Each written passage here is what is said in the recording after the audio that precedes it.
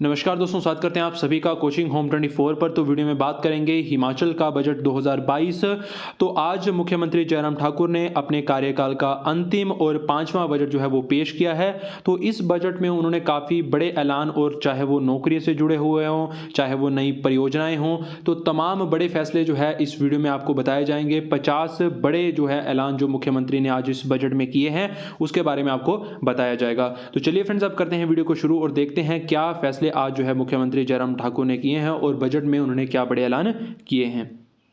तो देखिए, जैसा कि मैंने आपको बताया कि हिमाचल बजट 2022 पांचवा और चुनावी बजट ये कहा जा रहा है। तो देखिए, इसमें जो चुनावी बजट में हिमाचल प्रदेश का आज जो बजट है, इसमें सबसे पहले आपको बता दें कि हिमाचल में जो अब हिमाचल पर कर्ज है वो 70,000 करोड़ रुपए पहुंच चुका है। तो जी हाँ फ्रेंड्स, हिमाचल का कर्ज जो है वो 70,000 करोड़ है।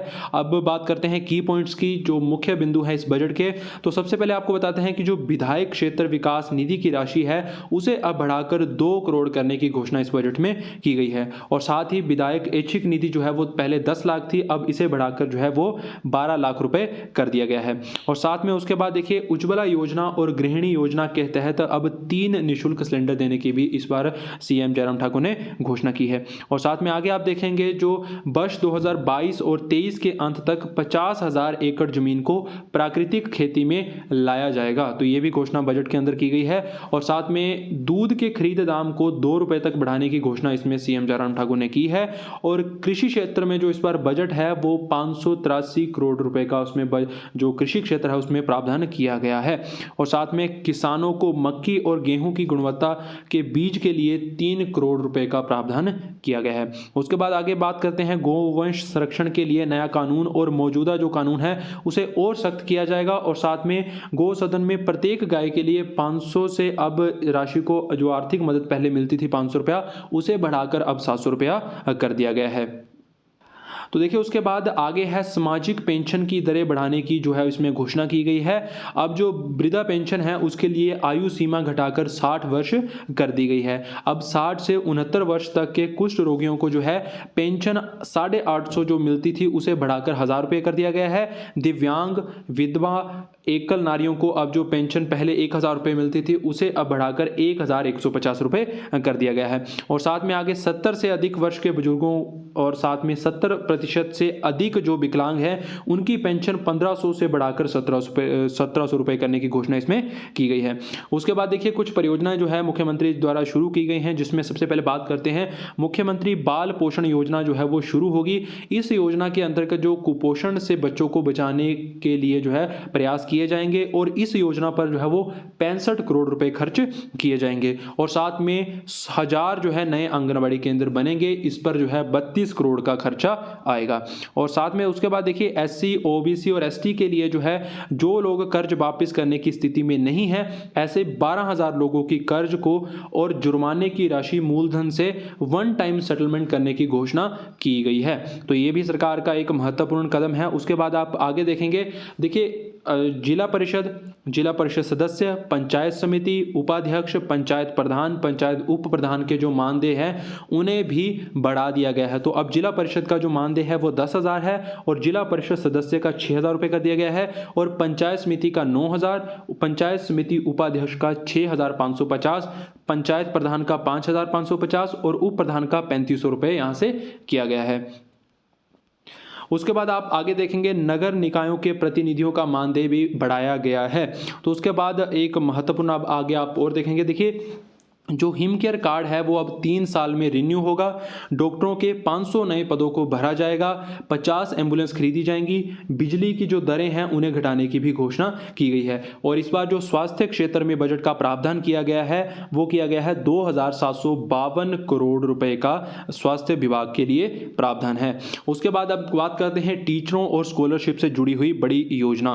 तो देखिए, स्कूलों में बीएड और टेट योग्यता प्राप्त शास्त्री का पद नाम जो है अब टीजीटी हिंदी किया जाएगा, जो कि काफ़ी लंबे समय से जो है मांग चली आ रही थी। इसे भी सीएम जयराम ठाकुर ने पूरा किया है। उसके साथ आप देखेंगे महर्षि छात्रवृत्ति योजना, कल्पना चावला योजना, स्वामी विवेकानंद आदि योजनाओं में राशि बढ़ाने का ऐलान भी किया गया है। उसके साथ आप देखेंगे IRDP छात्रवृत्ति योजना में मिलने वाली राशि को दोगुना किया जाएगा। और साथ में 2022 और 23 में से जो है नई मुख्यमंत्री शोध योजना शुरू करने का ऐलान किया गया है। इसमें छात्रों को शोध करने के लिए जो है अब 3,000 रुपये प्रति माह दिया जाएगा। उसके बाद आगे बात करते हैं, देखिए हिमाचल में नई फूल मंडी खोलने का ऐलान भी जो है वो किया गया है और इस पर जो है 3 करोड़ रुपए का खर्च आएगा। और साथ में हींग और केसर की जो है वो खेती शुरू की गई है और दालचीनी की खेती को पायलट आधार पर आरंभ करना जो है वो किया जाएगा।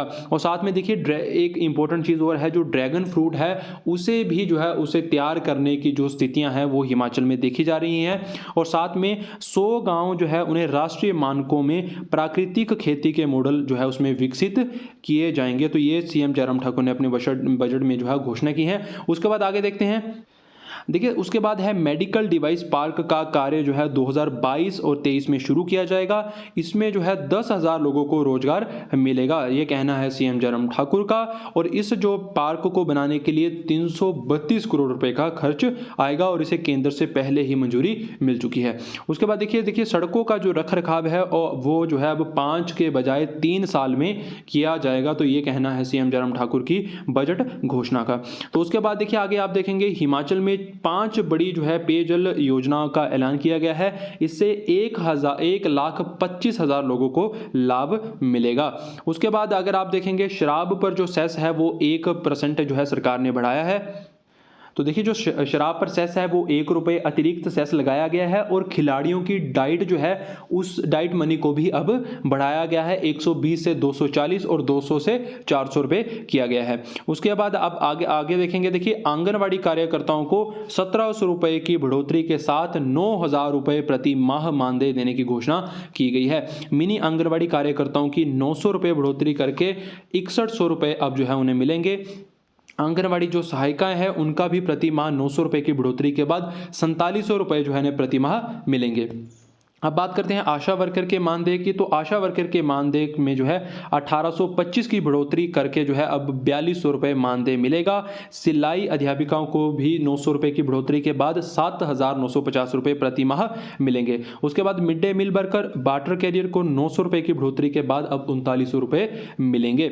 जल रक्षकों को 900 रुपये की बढ़ोतरी के बाद जो है अब 4,500 रुपये प्रति माह मिलेंगे। उसके बाद अब बात करते हैं मल्टीपर्पज वर्कर के वेतन, पैराफिटर, पंप ऑपरेटर, पंचायत चौकीदार, राजस्व चौकीदार, SPO नंबरदार के मानदेय जो है 900 रुपये प्रति माह की बढ़ोतरी करने का ऐलान मुख्यमंत्री ने किया है। साथ में मुख्यमंत्री ने दिहाड़ीदारों की दिहाड़ी जो है वो 50 रुपये बढ़ाकर अब रोजाना जो है वो 350 रुपये करने का ऐलान किया है। मुख्यमंत्री ने आउटसोर्स कर्मचारियों को प्रति माह 10,000 रुपये न्यूनतम मानदेय देने का ऐलान किया है।